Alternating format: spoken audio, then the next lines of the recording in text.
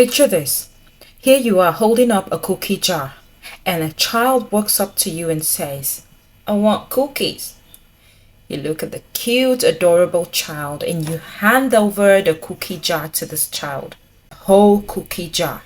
This child will be so ecstatic. The child will definitely sit down and ravish the cookies. As soon as he's had enough, what do you think will happen? This child might just crumble the cookies or even step on them. Why? But the child loves cookies. So why is this child wasting the cookies? Because he's had enough. Like you've given him more than he wants.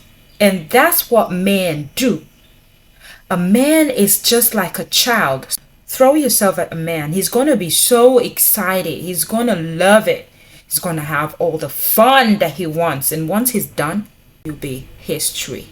And so he's tired, but he doesn't know how to say it. He starts giving you the cold vibes, the DND, do not disturb vibes. You start getting also worried, like, what am I doing wrong? What am I doing differently? Girl, what you're doing wrong is you moving into the house with a man that's not even your husband, a boyfriend, and you're sharing an apartment.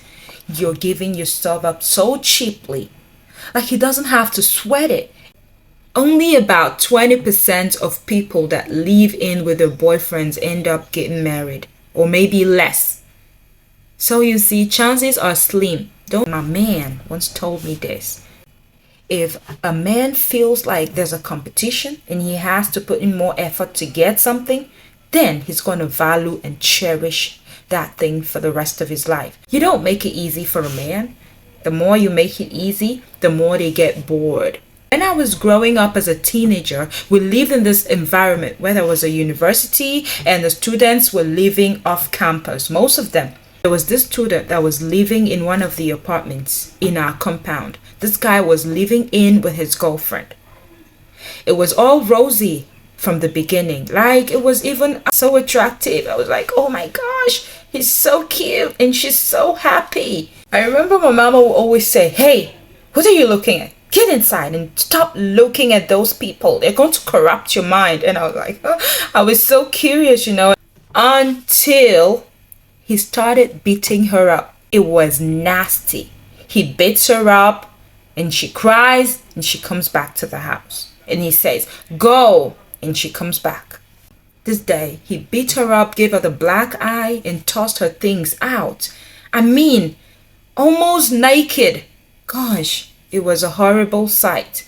I don't want this to happen to any girl. Don't make that mistake of letting your boyfriend move in to start living with you. For the independent woman, I mean. Don't let them move in. It's either they're broke or got nowhere else to go. And before you know it, they start taking advantage of you. That's what most of you are going to say. You're sounding like a nun. Most of them lead you on despite knowing that they're not going to settle with you. So why should you make it easy for them, huh? Because if he wants to be with you, then he will do all that it takes. He will go all the way to be with you for the rest of his life. And that's what I mean. Marry you. That's what he'll do. Otherwise, just remain where you are and wait for that man. I honestly just want the best for you.